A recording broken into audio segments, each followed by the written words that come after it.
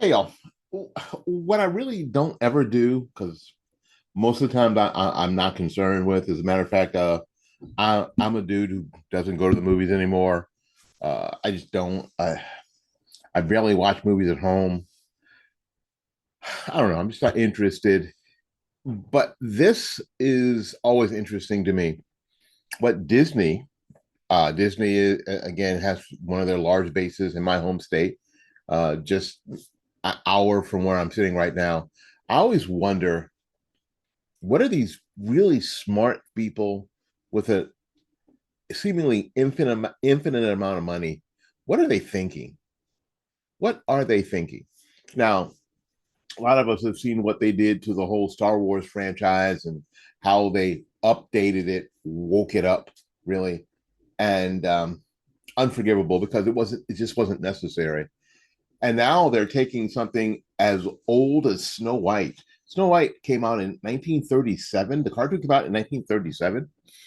And so it has that 1937 feel to it. And the idea is the animation and the innovation that was happening at that time was remarkable, actually.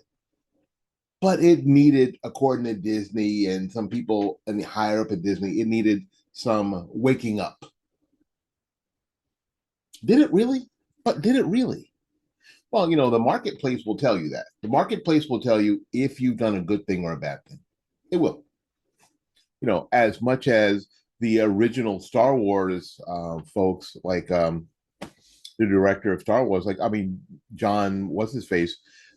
Instead of going to the opening of the premiere of Star Wars, he went on a vacation with Steven Spielberg and they ended up talking about Raiders of the Lost Ark.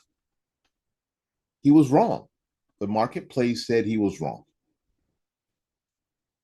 The marketplace is telling Disney, pump the brakes on the wokeness. But I guess if you have unlimited funds, you don't care.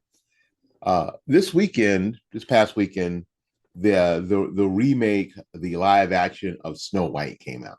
Now we know the story of Snow White. Snow White was living with a bunch of dudes, which is really kind of weird, dwarfs, and she was waiting for her or Prince Charming to come, right? But it's starring a girl, and again, because I don't do movies, her name is Rachel Zegler, a pro Hamas person who is. And how do I know this? Because they've said so. Golly, if they wouldn't, if you wouldn't talk, I wouldn't know. If they wouldn't say, I wouldn't know. But now the critics, the people who watch movies, the people who care about this stuff, are panning this movie. As a matter of fact, Peter Lloyd wrote on X some of the quotes from some of the critics about this movie. The Independent says that it's lazy and visually repellent. Now, which is incredible because what Disney has been known for is, especially on the big screen, how pretty it is, how amazing it is. The Guardian says it's exhaustingly awful. That is so British. It's exhaustingly awful. It makes me tired. This is so bad. The Times says Disney has trashed its reputation.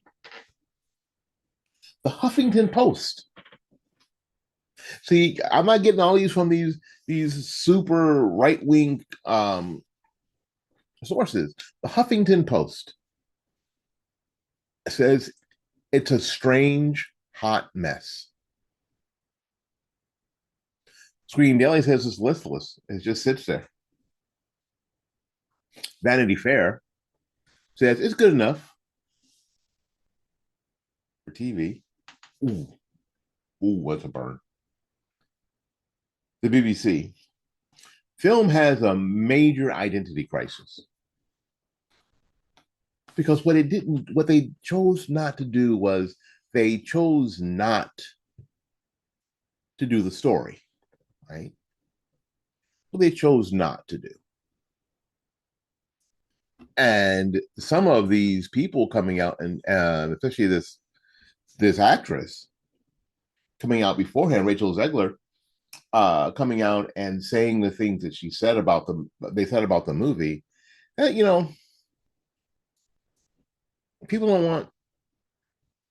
When I was going to, let me stop. When I was going to the movies, when I was like paying the money, even as it got more and more ridiculously expensive, I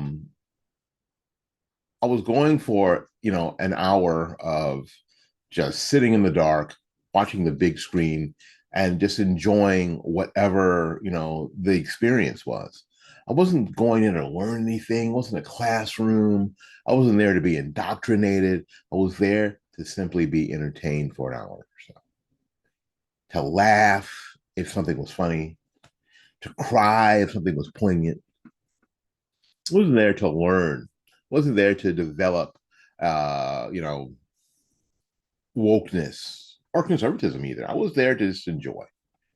And now these movies, especially Disney movies, are priding themselves on pushing an agenda that when I leave, I've learned something. Maybe they're not directing it at me at all. Maybe they're directing it at young children. And parents are like, maybe not. Maybe we're not going to leave it up to Disney. Maybe we're not. And so it comes out this weekend, and it is an absolute bomb. But it didn't have a very good, but it didn't, I don't think it really had a really good chance after some of the actresses in the movie came out with this before the movie even got released. No longer 1937. She's not going to be saved by the prince. She's not going to be saved by the prince, and she's not going to be dreaming about true love. She's dreaming about becoming the leader she knows she can be, and the leader that her late father told her that she could be if she was fearless, fair, brave, and true. The original cartoon came out in 1937, and very evidently so. There's a big focus on her love story. With a guy who literally stalks her. Weird. So we didn't do that this time. I was scared of the original cartoon. I think I watched it once and then I never picked it up again. I watched it for the first time in probably 16, 17 years. The cartoon was made 85 years ago, and therefore it's extremely dated when it comes to the ideas of women being in roles of power. So when she says that it's dated, when it talks about women's roles of power, because that's not what it's talking about. It's talking about love. It's talking about finding true love. And this basic idea. No, the Prince Charming wasn't stalking her. He was looking for love. And so was she. And they found it. Now, this is what the ending scene is. See if you can make heads or tails of this mess.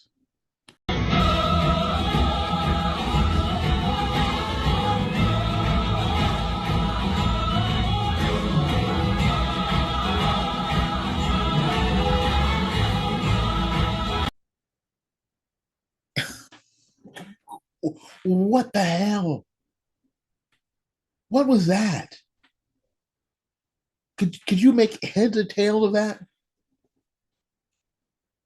That's the ending scene. What? What was that? Well, it's okay, because this is how it was viewed by most.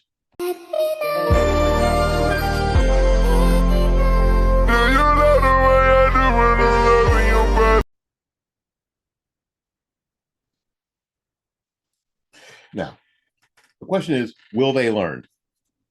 No. Will they stop? No. One of the things I've said here on this program a lot is that I am often impressed by the left and their ability to push forward with their agenda, regardless, in spite of reality, in spite of, or regardless of what the hell is that? Oh, I am always impressed that they will continue to push through regardless. They don't really seem to care.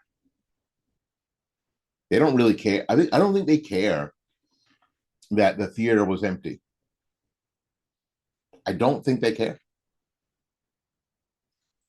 They knew it was going to be empty. They planned for it.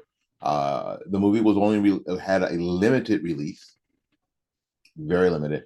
So if you live somewhere and you said, "Well, it didn't get released here this weekend," yeah, probably not. Probably not. I think it was released in a very limited places.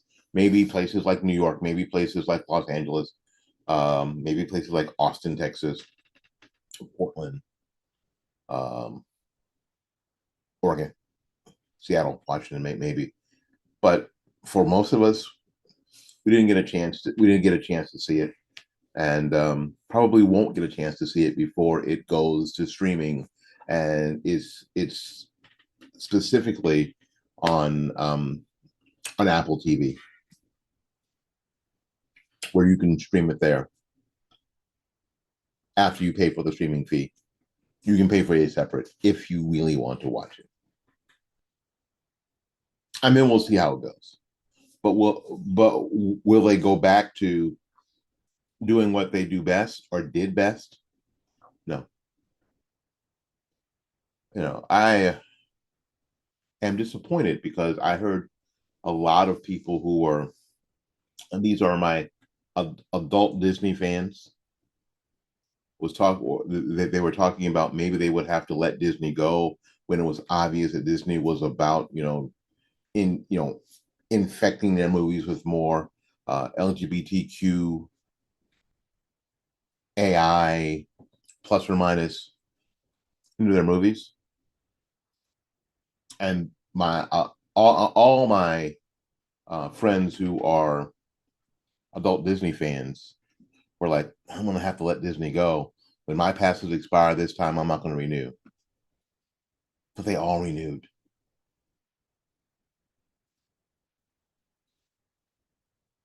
So what Disney knows that we don't know is that a lot of people who say they care don't, and it will continue to support them.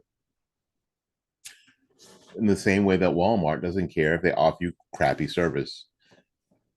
They're the only people who have what Walmart has, and you'll continue to go there. You won't boycott them. You won't boycott Disney because you don't care enough. You're not willing to. You'll still plan vacations there. You'll still pay the exorbitant prices for everything Disney. You'll still go on the Disney cruise. You won't. You'll still get Disney TV. You'll still watch it. You'll still pay for it every month. You will.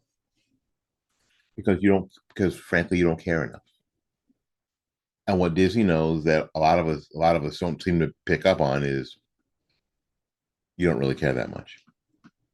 My name is Willie Lawson. This has been the Morning Report. Morning Report is a production of FightBackMedia.com, FightBackMedia.com, FightBackMedia.com, and FightBackMediaTV.com. Until we see you again, go out there and learn something, love somebody, and for goodness sakes, y'all take care of yourself. We will see you when we see you.